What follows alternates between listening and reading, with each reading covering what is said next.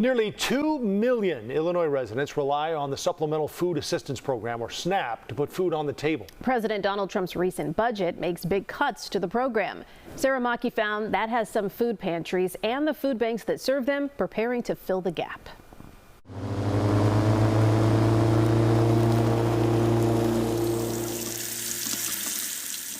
If a net is nothing more than twists and knots. Like, it's always that last week of the month with SNAP.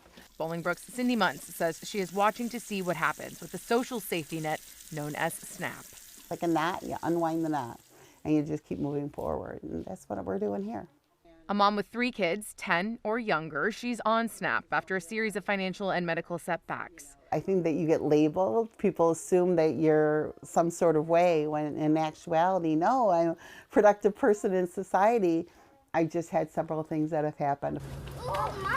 At the end of the month, she makes ends meet at Western Suburban Community Pantry. You only take what you need. I'm really big on not wasting.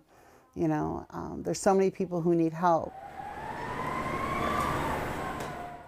Now, some food providers preparing for even more customers. It's going to be harder for all of us to have the food that we need to thrive. The Northern Illinois Food Bank holding a roundtable with some of the food pantries they work with and elected officials to talk about how this might impact them. Just the basic math says there's going to be a lot more demand because that SNAP gap is going to increase. The changes to SNAP would require work hours for recipients and shift some of the federal program's funding responsibility to states. In Illinois, the governor's office estimates that could affect 360,000 people with a price tag of $705 million per year. Republican supporters say the cuts are necessary to right-size the program and end fraud or abuse, pointing to the U.S. Department of Agriculture numbers that show almost 12% of SNAP payments were improper, either in the wrong amount or should not have been made.